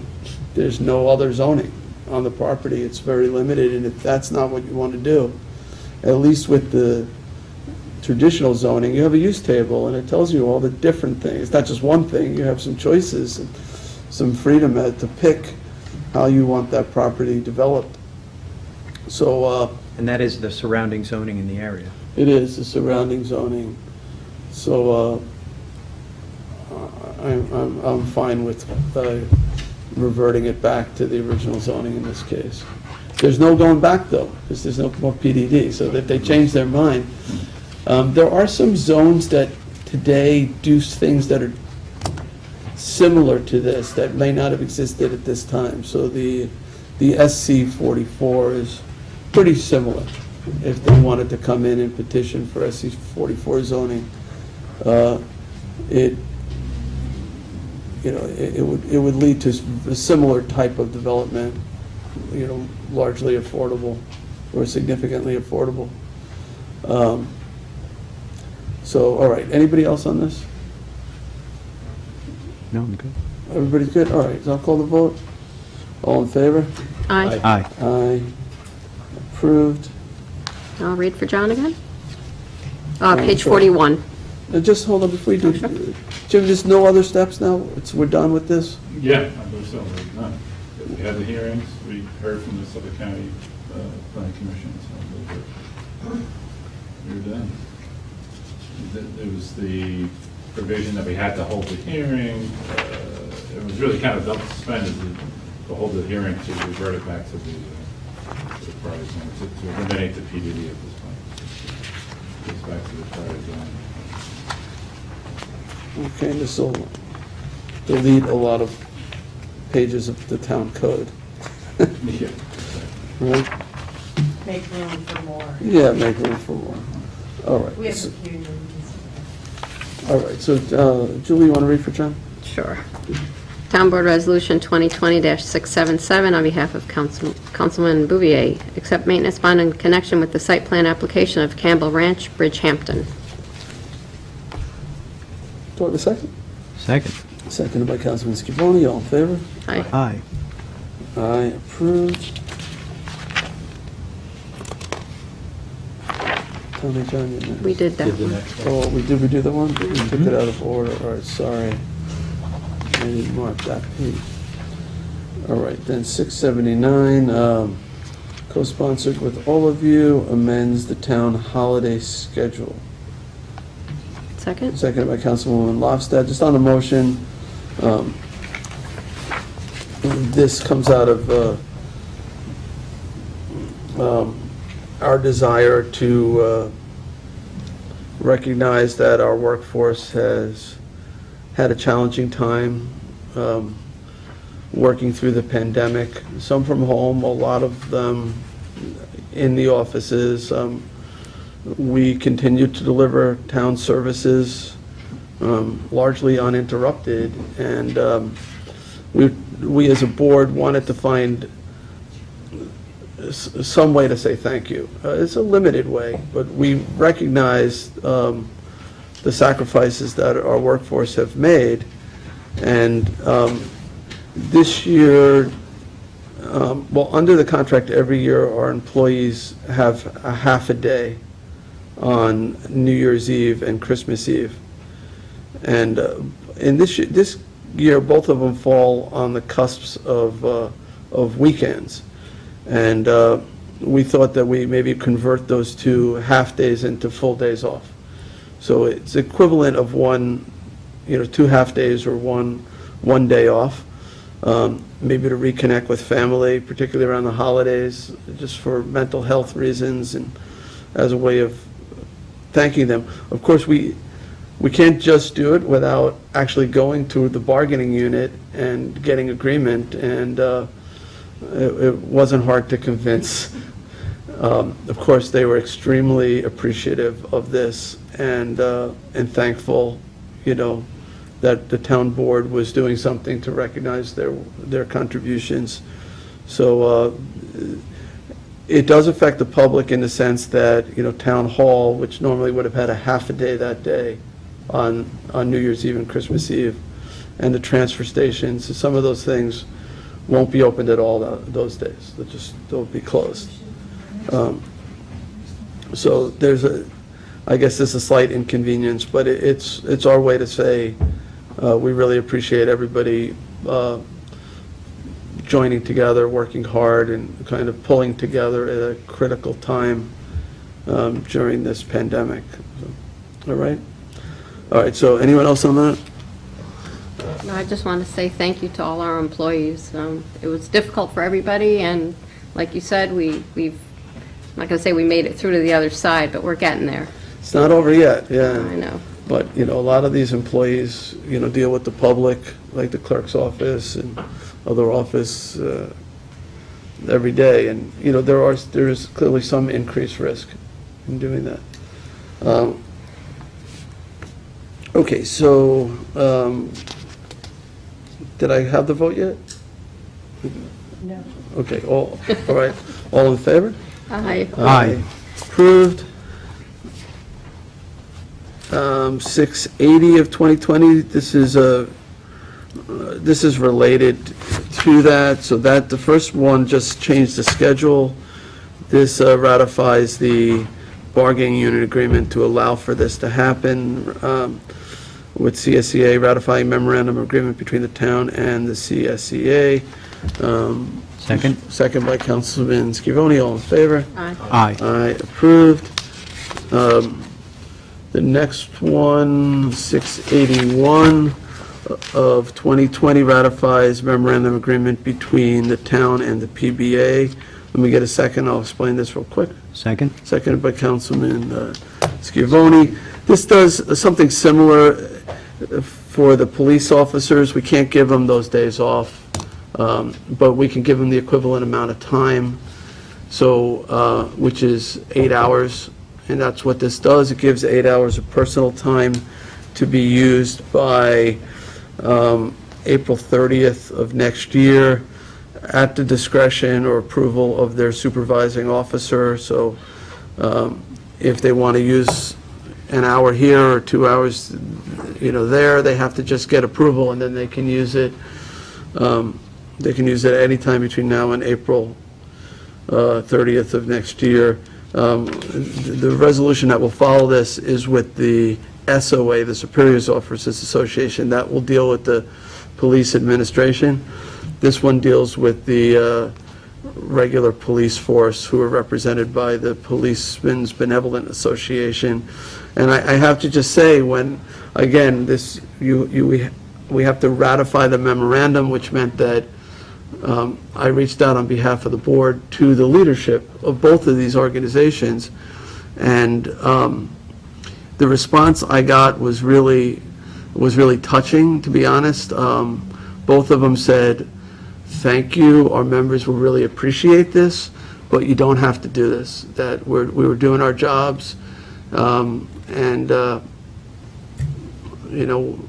they take their work they do in law enforcement extremely seriously and weren't expecting anything in return. But in terms of morale, absolutely, it's very positive. It's really well received. And they expressed their gratitude toward the town board in offering this. All right, so let me, we had a motion, Tommy John seconded, all in favor? Aye. Approved. And lastly, on 682, which is the SOA one, ratifies memorandum agreement between the town and the SOA. Second? Second by Councilman Lofstad, all in favor? Aye. Aye, approved. All right, so we'll go on to 683 of 2020. Everybody's co-sponsoring this. Adopts town policy regarding COVID-19 related travel restrictions. Second. Seconded by Councilman Martell, and this outlines who has to report to work when, right? Related to essential workers and travel related to some of those areas that the governor has designated as quarantine areas. Any questions on this? All right, we had a motion and a second, all in favor? Aye. Aye. Approved.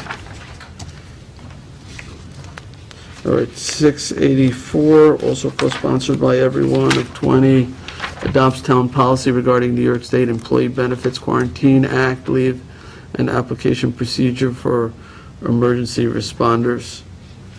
Second? Seconded by Councilwoman Lofstad. And this sort of designates who we consider essential or emergency in terms of town employees. All right, all in favor? Aye. Aye. Aye, approved. Sandra's not here, right? No, she's out. Okay. All right, so we'll move on to 685, which we can't do today. It's authorizing the acquisition of lands of Bauer and Forest Park, LLC, Sagaponack, and amends the CPF management and stewardship plan to include that property. I'll make a motion to table until the record's closed, which is at the next meeting. Second? Seconded by Councilman Scavone. All in favor? Aye. Aye, approved. 686 of 2020, authorized acquisition of development rights of lands of Peconic Land Trust as contract vendee Eastport, and amends the CPF management and stewardship plan to include that property. This also needs to be tabled, but it's also a amendment to it, where it says Mountain Laurel Lane in Tuckahoe, New York. That should have said North Bay Avenue in the hamlet of Eastport.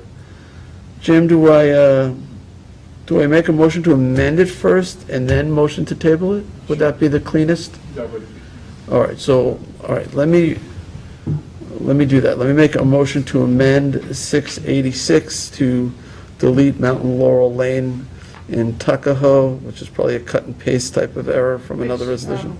Whereas is That's in the Therefore. first resolved. highlighted in the first, oh, it's highlighted in this one? Second, there you go.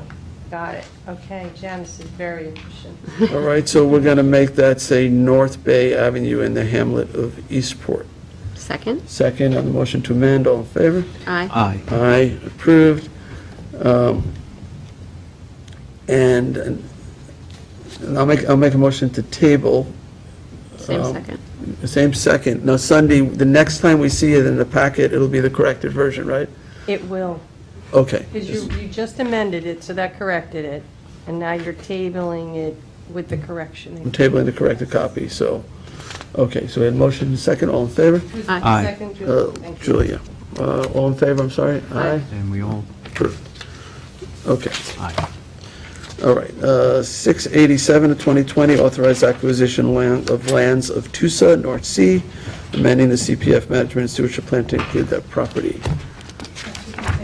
That has to be tabled too, so I'll make a motion to table. Second? seconded by Councilman Scavone. All in favor? Aye. Aye. Aye, approved. 688, 2020, authorized acquisition of lands of Weiss in East Quogue and amend CPF management and sewage plan to include that property. This Second. also has to be tabled, I'm sorry. Motion to table, seconded by Councilman Lofstad. All in favor? Aye. Aye. Aye. Oh, and nobody, I did not Walk on. do the walk-ons yet. Sorry about I that. did one of them, No, we did. We did the substitute. We did the substitute. yeah. substitution.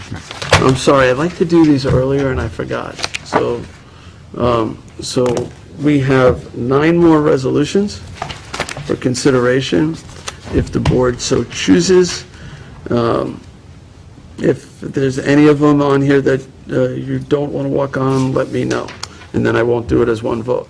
34,382 is 2020 part-time salaries. 34,463, notice of public hearing to amend a target area of CPF acquired lands on McGee Street, Town of Southampton, in the CPF management and stewardship plan. That just sets a hearing on that land where we're talking about the aquatic center. 34,554, retain Stephen O'Brien of the law offices of O'Brien and O'Brien, LLP, for all matters involving the Safe and Sound Concert Series. 34,560, authorize the supervisor to execute any and all documents for a bike share program in Southampton. That's the pedal share program. 34,569, authorizes emergency debris removal for tropical storm. Somebody help. Yes. Isaias? Yes. Isaias. 34,572 is warrant number 15. 34,576, authorize the supervisor to sign a letter of agreement to accept grant toward a public access channel. 34,577, notice of public hearing to consider amending Town Code Chapter 123, building construction, to authorize the extension of building permits and waive any applicable extension fees due to COVID-19. That is, I did so far through an executive order, which I have to renew every 5 days, all the way in for the next 90 days.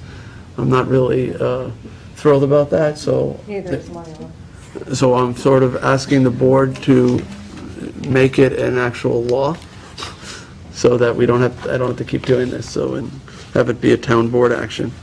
And 34583, authorize the supervisor to execute a contract with the Suffolk County Office of the Aging for an 8-passenger van until 2024. And that's it. That one's Julie's resolution, and one of those was John's, the pedal share. All right, so, That was mine. and yours, right? I mean, John's on it. Okay, I'm sorry, it's his, Yeah, no, his initials first. So. Okay, I'll make a motion to walk all 9 resolutions on. Second? Seconded by Councilman Lofstad. We need everybody on this. All in favor? Aye. Aye. Okay. So we'll take them one by one. First one is 2020 part-time salaries.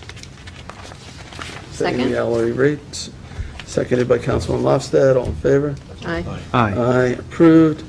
34463 is notice of public hearing to amend the target area of CPF acquired lands on McGee Street, Town of Southampton, in the CPF management and stewardship plan. I think it should say and the CPF. Oh, no, maybe it is in. Notice of public hearing to amend the target area of CPF acquired lands on McGee Street, Town of Southampton. Also in the first resolve, it says August 11th, that's today. On the bottom, it's correct, but it's Say that again? Scribner's. In the first resolve, it says The the public notice- hearing. The next paragraph, that's correct, but you're right. It's August 25th. Should be August 25th, I guess. Right. Right. It does have it correctly on the last paragraph. Right. 6 PM, that one. So I guess I technically don't have to make a motion to amend This is it. Scrivener's error, I've corrected it for you. Mhm. I don't have to do an amendment? No, Okay. Okay, it hasn't been advertised yet. just didn't want it to get biased. Okay, so August 25th is what it should say there. Tommy John. Good catch, Tommy John. I'd like to co-sponsor this as well.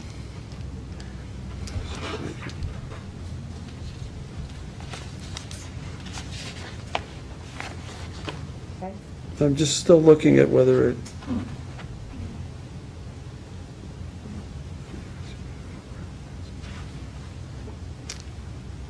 I guess it's, the title's correct. I think it is. Okay, all right, Changing so, the designation in the plan, essentially. okay, all right, so, do we have a second? I'll second it. Seconded by Councilman Scavone, who's also going to co-sponsor this. All in favor? Aye. Aye. Approved, so that hearing will be August 25th, 1 PM here at Town Hall. 6 PM. Oh, I'm sorry, It's correct in the last part. it's in the last, oh, so it was August 25th in the, I'm reading the resolve clause, at 6 PM.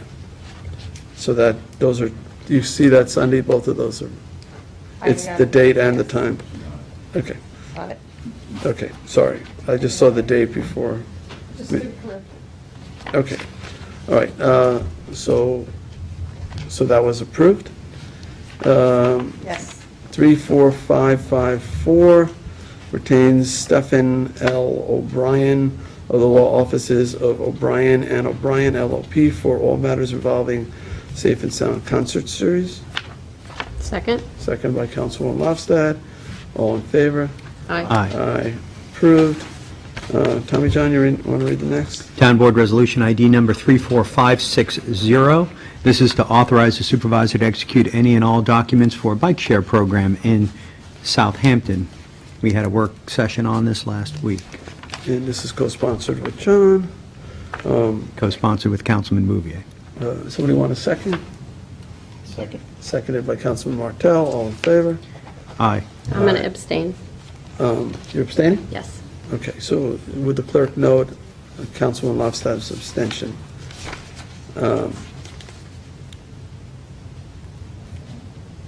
All right, 34569, authorize emergency debris removal for tropical storm Isaias? Yes. Isaias? Look at it. Second.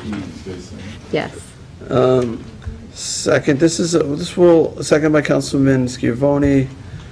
It'll budget $25,000 toward debris removal related to that storm, managed by our highway superintendent.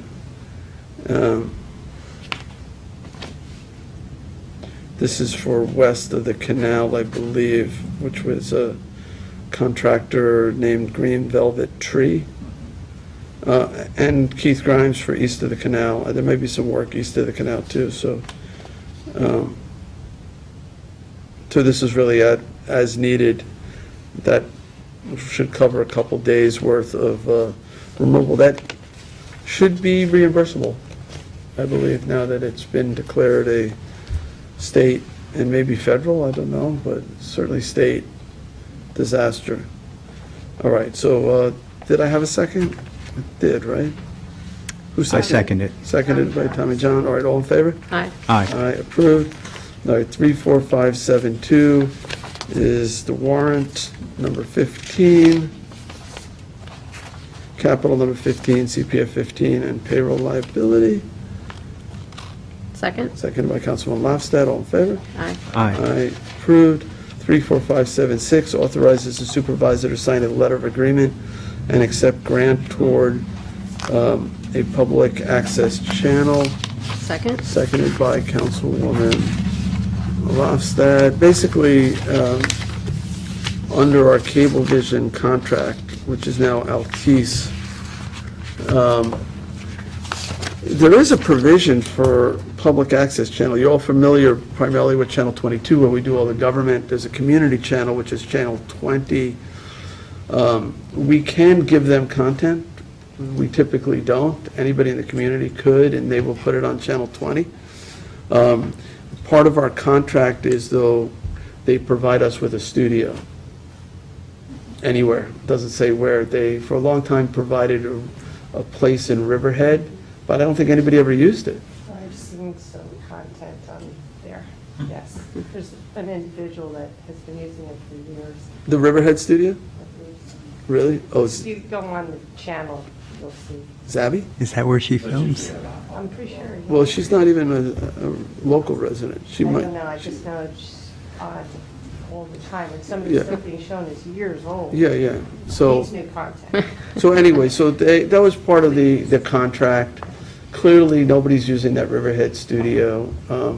I had conversations with Altice representatives to basically give us $50,000 and we would release them from our right to use that studio. That would allow us to have the equipment here at Town Hall that somebody could potentially use if they went to that studio. So we could purchase the equipment so that people could do some basic work. I think that was the estimate, Connie, right, that Sarah had come up with from CTV as to, Connie was very involved with this as well in these negotiations and getting Altice to agree to give us the $50,000 in exchange for releasing them from that provision of the current contract.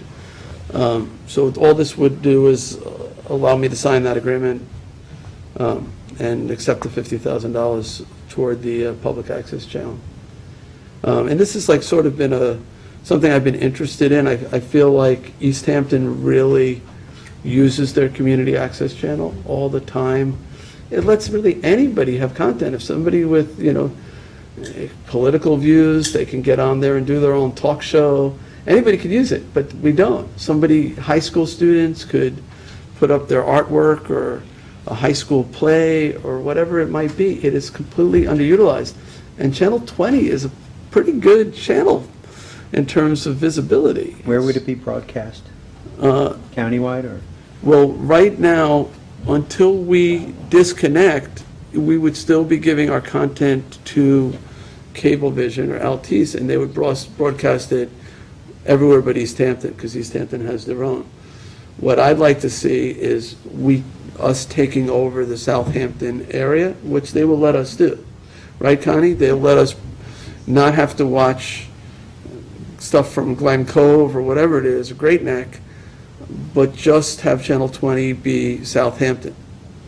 So they would provide us with that ability as part of this $50,000 grant, right?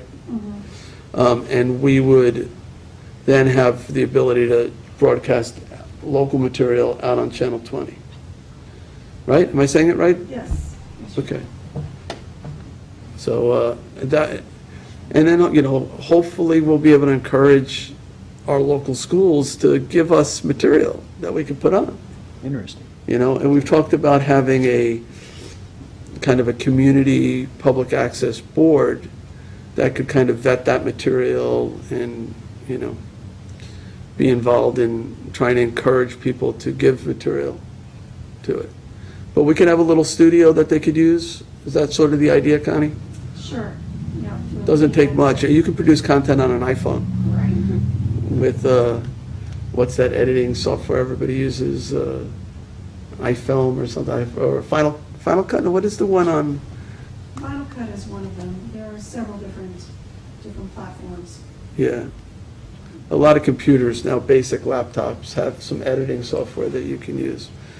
So people could start producing their own stuff and put it up on TV. And public service announcements, if we wanted to do. Shack could be, public service we could do. But, the Southampton Arts and Culture Committee, you could just rotate student art. So you turn on Channel 20 and for 3 minutes, whatever, you're staring at somebody's painting, and then it flips to the next one. So we talked about art in public places. This is potentially a public place, right? Yeah. Could promote our communities, wow. Yeah. A lot of, We could really take advantage of it. So I'm hoping we do. All right, so I had a motion and a second, right? So Yeah. all in favor? Aye. Aye, approved. 34577 is a notice of public hearing to consider amending Town Code Chapter 123, building construction to authorize the extension of building permits and waive any applicable extension fees due to COVID-19.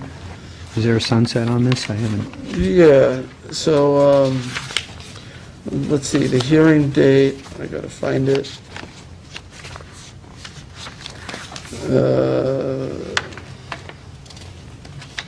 Tuesday, August 25th would be the hearing at 6 PM. This, I'll look at it. this is for permits that would be, Would have basically expired during the pause period, essentially. right, if they existed between March 20th and July 21st of 20, anything between March 20th of this year and July 21st of next year, Okay, fair enough. I'll second it. get extended by 6 months. Oh, July 21st of this year. Oh, I'm sorry. Essentially the pause I don't know why I said 2021, because it's July 21. Yeah, so, between March 20th of this year and July 21st of this year. So like Tommy John had asked, the sunset date would be 6 months after July 21st, basically. That'll be the last one. That would be the last one, right. And if we're really generous. Yes. If the permit was issued, yeah, by July 21st, their extension would be 6 months after whenever it would have extended. Oh, okay, right. So if it's good for a year, it'd be a year and 6 months Right. after July 21st. The Got main it. goal was to try to address the permits that had expired during the pause period. They were told, they were instructed or demanded not to do the work during that period Right. of time, so we didn't want to face the personal issues with that. Right, we're giving them more time if they got hit by a delay. All right, and it's also backed up a lot of things. All right, so this would give us a hearing and actually make it a town law, right, a town code amendment, rather than every 5 days having to extend it again, which, if I didn't, we'd have a big problem, right? And it would they'd no longer Administrative nightmare. be administrative nightmare, yeah, at this point. So, all right, do we have a second? Sorry, I'm not keeping track well today. All right, Julie seconded? I don't remember, but, okay, second. Julie now is seconding. All right, all in favor? Aye. Aye. Approved. Resolution 34583 authorizes supervisor to execute a contract with Suffolk County Office for the Aging for an 8-passenger van until 2024. Is there a second? Second. Seconded by Councilman Scavone. All in favor? Aye. Aye, approved. All right, that gets us to the end of the agenda. Any other business? Again, our work session will be held in person on Thursday. So we'll be here. Any other business? Announcements, anything? All right, seeing none, I'll make a motion to adjourn. Second? Second by Councilman Mustard, all in favor? Aye. Aye. Approved. Adjourned, we are adjourned.